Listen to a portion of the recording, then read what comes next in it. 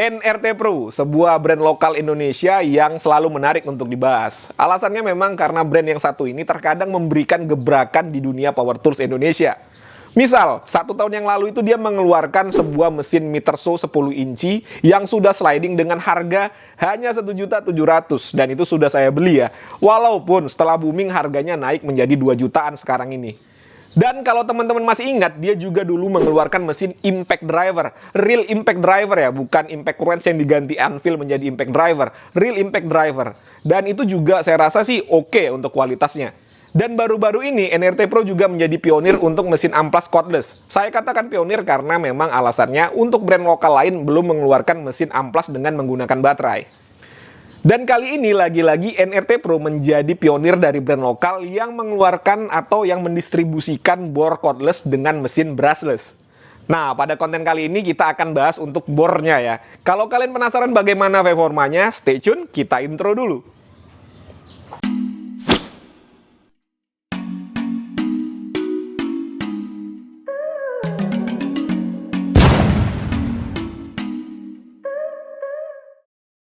Halo, assalamualaikum. Jumpa lagi dengan saya Putra. Ini dia bor brushless terbaru dari NRT Pro. Untuk tipenya adalah NRT DC740 set. Dan ini sudah tersertifikasi K3L. Untuk kemasan produknya hanya dus berwarna seperti ini. Dan di dalamnya kita mendapatkan sebuah koper plastik yang kualitasnya ini biasa-biasa saja ya. Sama saja dengan bor-bor Cina pada umumnya. Tetapi di sini yang membedakan ada embosan tulisan NRT Pro. Dan untuk harganya ini adalah Rp715.000. Link pembeliannya ada di kolom deskripsi. Untuk paket pembelian di sini kita mendapatkan berbagai macam aksesoris. Di sini ada mata bor kayu dan mata bor besi, lalu ada bit obeng, kunci sok, dan ini ada visor ya. Berikutnya ada buku petunjuk penggunaan yang sudah berbahasa Indonesia. Dan untuk kartu garansinya ini menyatu dengan buku petunjuk penggunaan. Di sini ada kartu garansinya. Dan untuk garansi dari NRT Pro sendiri adalah 30 hari atau 1 bulan. Ya, anggap saja ini tidak ada garansinya ya. Lalu ada sebuah wall charger, 2 buah baterai, dan terakhir adalah unit bornya. Kurang lebih bentuknya seperti ini.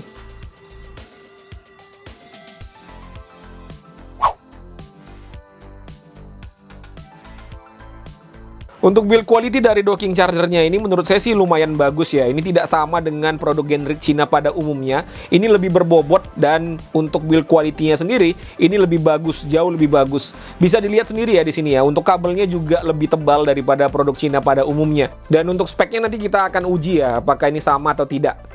Lalu berikutnya untuk baterai ya. Ini untuk housing baterainya bisa dilihat sendiri di sini. Untuk kualitas plastiknya ini memang terlihat berkualitas ya. Ini sama sekali tidak terkesan murahan. Untuk finishingnya juga sangat rapih. Jadi kalau dikatakan ini adalah sebuah produk generik atau sama saja dengan produk Cina pada umumnya, saya tidak setuju ya. Karena untuk kualitas ini lebih bagus. Dan terakhir menu utama kita, ini adalah unit bornya. Kalau dari garis desain sih mirip sekali dengan Makita ini ya. Untuk material plastik yang digunakan pada bor ini saya katakan bagus ya. Tidak sama dengan produk generic Cina pada umumnya. Ini lebih berkualitas. Bisa dilihat sendiri di sini ya. Lalu untuk material karet yang ada pada bor ini juga saya katakan lumayan berkualitas. Tidak terlalu baik tetapi ya lumayan lah ya untuk harga 700 ribuan. Ini lumayan ngegrip dan lumayan empuk juga. Untuk build quality ini saya berani mengatakan bahwasanya material bahan yang digunakan oleh NRT Pro ini jauh lebih bagus dibandingkan Nagawa yang kemarin sudah saya bahas. Untuk finishingnya juga ini oke sekali ya teman-teman ya. Tidak ada plastik yang melebar-lebar, lalu tidak ada yang renggang-renggang. Semuanya penempatannya proporsional, mantap, enak dilihat. Dan untuk part-part yang bisa digerakkan kita pasang dulu baterainya ya. Baterainya ini juga fit ya, mantap, tidak ada goyang-goyang. Lalu untuk ini perpindahan percepatan.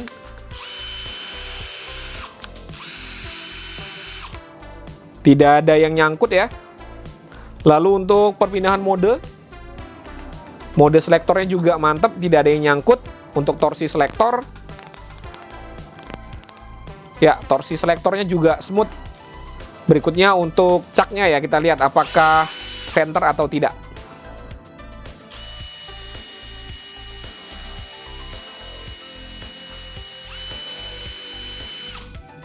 Ya, untuk cat center ya tidak ada masalah, dan untuk catnya juga kokoh, tidak goyang-goyang. Berikutnya reversible. Reversible-nya juga tidak ada yang nyangkut, forward atau reverse-nya aman. Lalu untuk trigger,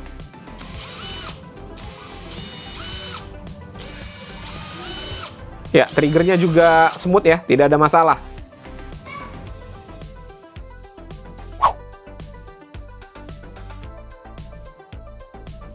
Untuk fitur kita urut saja ya dari atas ke bawah. Yang pertama di sini ada speed selector, high dan low, ada 2 percepatan.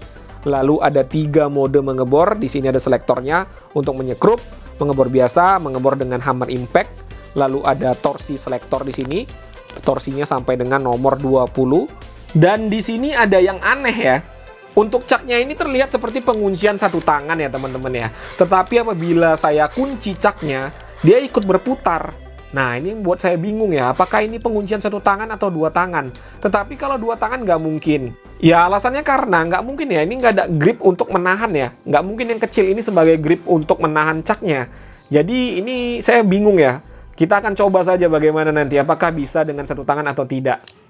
Lalu fitur berikutnya ada reversible, putaran kanan, putaran kiri, dan apabila posisinya dibuat ke tengah, dia akan mengunci triggernya. Lalu ada indikator baterai di sini. Berikutnya ada LED light yang sudah LED shutdown, jadi tidak langsung mati apabila kita lepas trigger. Lalu ada 3 variabel speed pada trigger.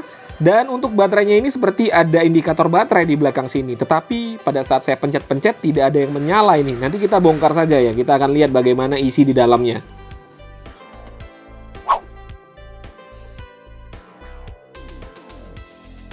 Untuk uji spesifikasi, pertama di sini kita akan uji untuk chargerannya ya. Kita lihat berapa output yang dihasilkan. Untuk standby-nya di 0,4 watt. Pada saat mengisi baterai di angka 26,5 watt. Jadi ini tidak sama ya dengan produk generic Cina pada umumnya yang hanya 14 watt. Ini 2 kali lipatnya. Sembari menunggu baterai yang dicas penuh, kita akan bongkar baterai yang satu lagi. Kita akan lihat bagaimana isi di dalamnya. Oke, untuk isi jeroannya kurang lebih seperti ini modulnya. Saya tidak bisa menjelaskan secara rinci, silahkan dilihat saja ya. Dan terbukti ya, untuk indikator baterai yang tadi itu tidak ada fungsinya sama sekali, hanya gimmick-gimmick doang ya. Hanya ditempel doang ya, tetapi tidak ada fungsinya ini. Nggak tahu maksudnya apa ya. Sekarang kita akan lihat berapa kapasitas dari baterainya. Ya, di sini tertulis 2000 mAh 3,7 volt. Jadi sesuai ya. Spek yang tertulis dengan baterainya sesuai. Berikutnya kita akan lihat isi jeroan dari bornya. Untuk isi organ dalam dari bornya kurang lebih seperti ini rangkaiannya.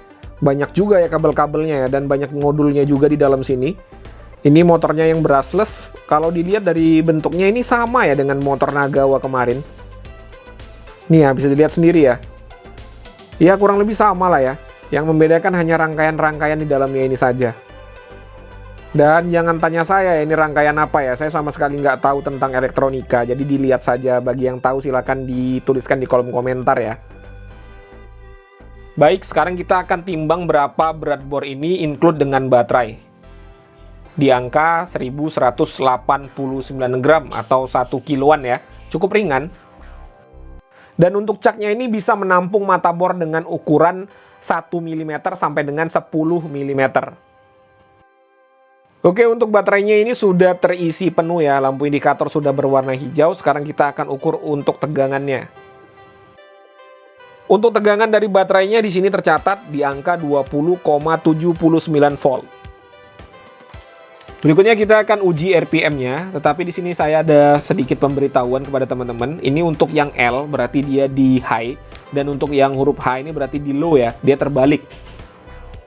Pertama kita akan tes di percepatan nomor 1, modenya adalah mode drilling.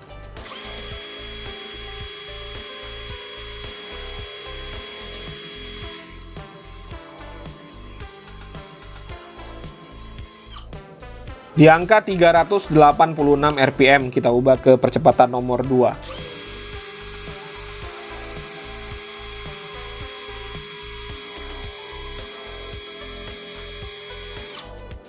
Ya, mentok di angka 1289 RPM. Jadi ini tidak sesuai dari spek yang tertulis ya.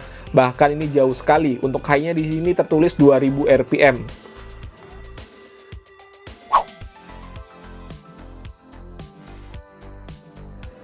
Untuk uji coba pertama di sini saya menggunakan mata bor kayu 12 mm dengan percepatan nomor 2 dan modenya mode drilling. Dan untuk caknya ini sudah saya kunci ya, tetapi dia tetap muter seperti ini.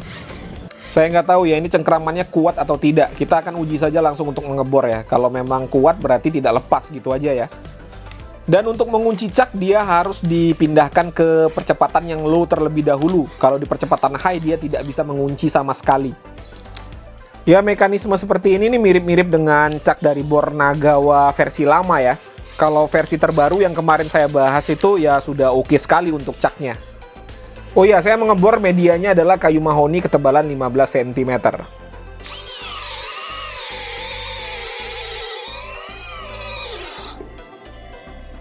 Ya, ini mati ya teman-teman ya. Ini mati, sama sekali nggak bisa nyala. Ini tidak nyala sama sekali ya, triggernya sudah saya mainkan, kita ubah kecepatan low, juga sama saja tidak ada nyala. Tidak nyala sama sekali ya. Oke, saya lepas dulu ya. Kita lepas dulu caknya.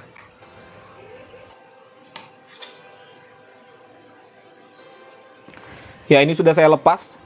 Nah, ini nggak bisa nyala ya teman-teman ya, hanya ada lampu berwarna merah yang nyala. Kita lepas baterai terlebih dahulu, coba. Nah, ini bisa lagi nih teman-teman nih. Oke, kita coba sekali lagi untuk mengebor ya teman-teman ya. Kita lihat apakah terjadi lagi. Ini masih saya gunakan dengan percepatan yang high. Kita akan lihat kalau ini terjadi lagi berarti memang mekanisme dari bornya normalnya seperti itu. Tetapi apabila tidak terjadi hal yang sama berarti memang ada cacat produksi.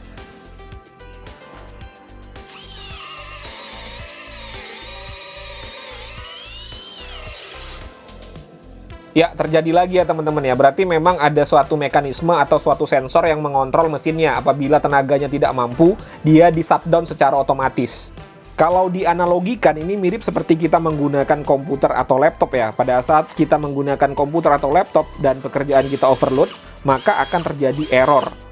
Pada saat terjadi error, maka tidak bisa digunakan lagi. Dan cara untuk meresetnya agar kembali normal dengan cara mencabut colokan atau mencabut baterai kalau pada laptop. Ya, kurang lebih mekanisme pada bor ini sama lah ya. Oke, sekarang ini saya ganti ke percepatan yang low atau yang nomor 1. Kita lihat ya, apakah mati juga atau tidak.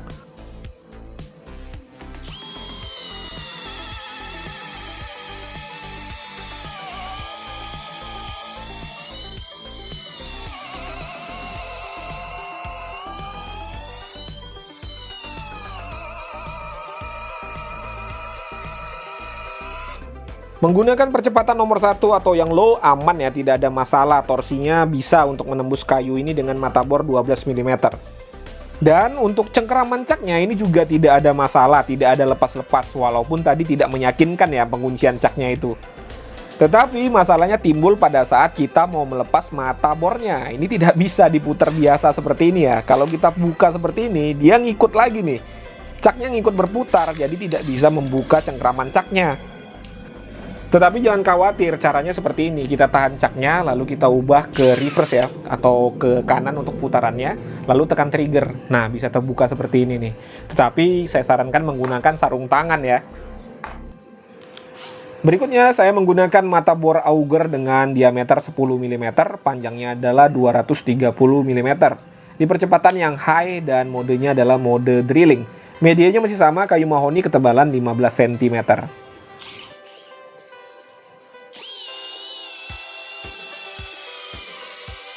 Mata bor auger ukuran 10 mm ringan sekali ya, tidak ada masalah.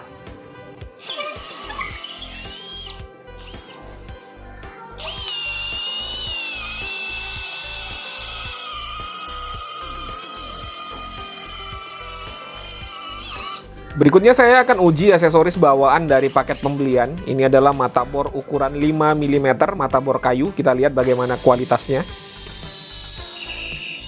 Terjadi slip ya. Nah, ini slip lagi nih. Sekali lagi kita coba nih, kita paksa aja nih, slip.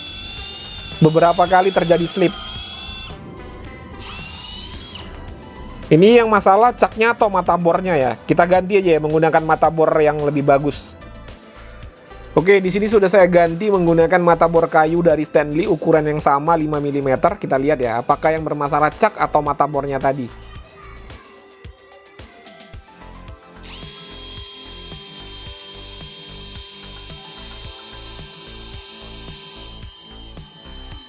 Nah, ini tidak ada masalah sama sekali ya. Berarti yang bermasalah memang matabornya, bukan caknya. Berikutnya saya mengebor besi dengan matabor bawaan dari paket pembelian juga. Ukurannya adalah 5 mm. Kita lihat bagaimana kualitasnya ya. Wah, ini juga nggak bisa dipakai ya. Dia nggak lurus nih. Bisa dilihat sendiri sini ya. Nah, ini ya. Tengok putarannya. Tidak lurus untuk matabornya. Jadi ya untuk aksesoris bawaannya ya saya rasa nggak usah digunakan lah ya kalau nanti kalian beli. Oke, untuk matabornya sudah saya ganti dengan yang bagus ya. Ukurannya masih sama 5 mm. Saya mengebor di media besi dengan ketebalan 4 mm.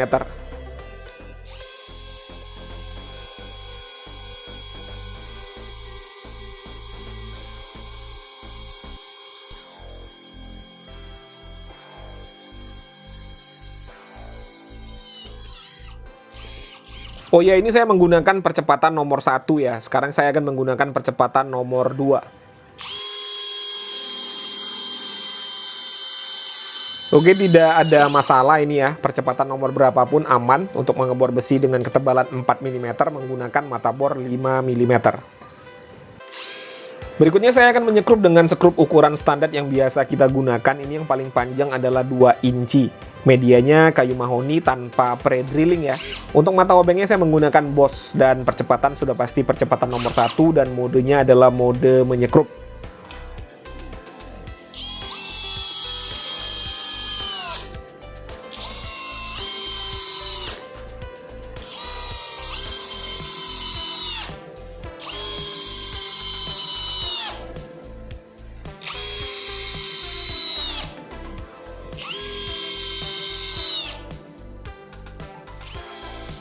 Digunakan menyekrup dengan sekrup ukuran biasa yang kita gunakan, enak ya, tidak ada masalah.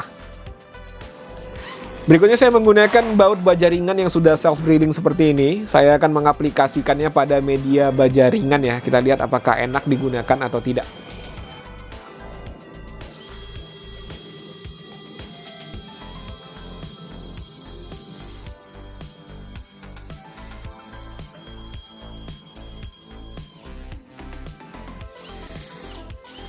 Enak ya, gampang untuk ngontrol tenaganya, jadi tidak overscrew. Dan saya rasa untuk roofing ini juga enak ya, karena bobotnya ringan, gampang kalau kita bawa-bawa ke atas. Uji coba terakhir saya akan mengebor tembok beton belakang rumah saya ya. Saya menggunakan matabor ukuran 10 mm dari Bosch.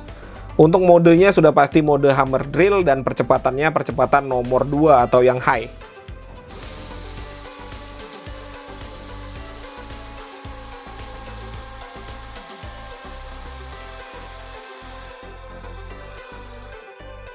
Cengkram mancaknya lepas ya, kita eratkan lagi.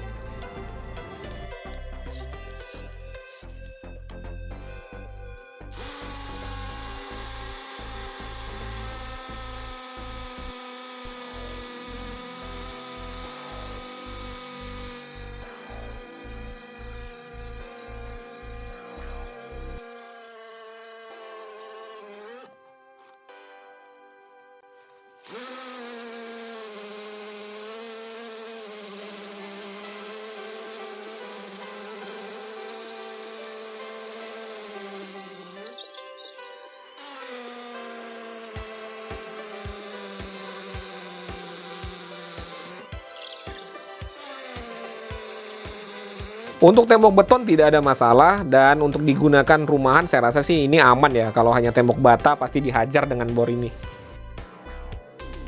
Nah itu tadi ya teman-teman ya, sudah disaksikan bersama-sama bagaimana saya mengulas bor dari NRT Pro tadi. Kurang lebih hasilnya seperti yang kalian saksikan. Berikutnya saya akan menceritakan bagaimana feels-nya atau bagaimana pengalaman saya menggunakan bor itu tadi. Jadi ini murni opini pribadi. Kalau punya pendapat yang berbeda atau punya kesimpulan yang berbeda tidak jadi masalah. Tuliskan saja di kolom komentar.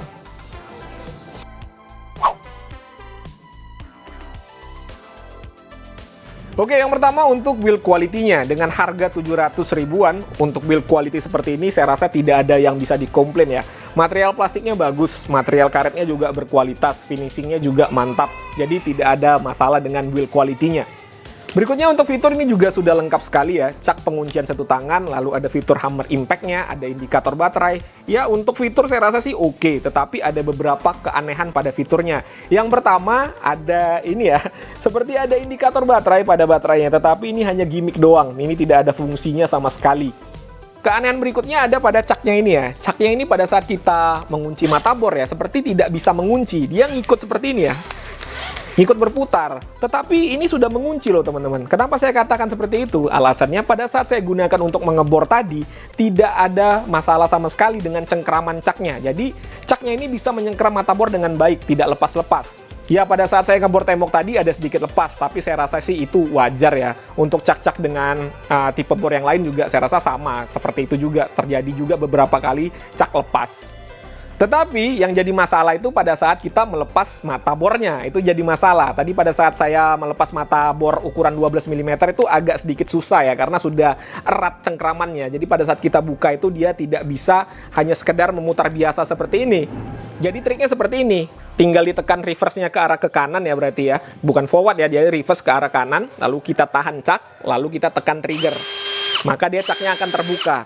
Kurang lebih caranya seperti itu. Lalu untuk spesifikasi, spek untuk baterainya sih oke, tidak ada masalah. Real ya 2000 mAh. Tetapi untuk RPM-nya, ini RPM-nya dia menuliskan 2000, tetapi pada saat kita uji hanya 1200 maksimalnya. Ya saran saya untuk NRT Pro tidak usah gimmick-gimmickan lah ya, tidak usah lah. Karena untuk konsumen Indonesia juga sudah pada cerdas, jadi tahulah harga sekian pantasnya sekian. Jadi sudah pada rasional ya orang-orang Indonesia ini sekarang. Dan terakhir untuk performanya saya rasa juga tidak ada yang bisa dikomplain ya. Semuanya sudah berjalan dengan baik dan tidak ada kendala sama sekali. Dan untuk aksesoris dari paket pembelian seperti motherboard, lalu bit obeng, saya rasa itu tidak bisa digunakan ya. Untuk kualitasnya saya rasa itu di bawah standar. Itu menurut saya setelah saya gunakan tadi.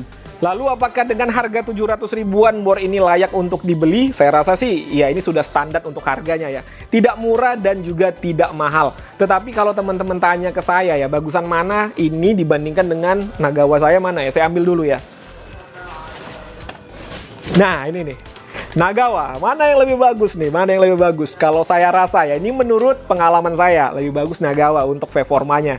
Tetapi ini harga 300 ribu, kalau dengan baterai ya saya rasa sih ya sama-sama saja harganya ya 700 ribuan juga. Oke teman-teman ya, mungkin itu saja yang bisa saya sampaikan. Seperti biasa, kalau ada pertanyaan dituliskan saja pada kolom komentar. Kalau ada kritik dan saran juga silakan, tidak jadi masalah. Jumpa lagi pada konten-konten saya berikutnya. Assalamualaikum warahmatullahi wabarakatuh.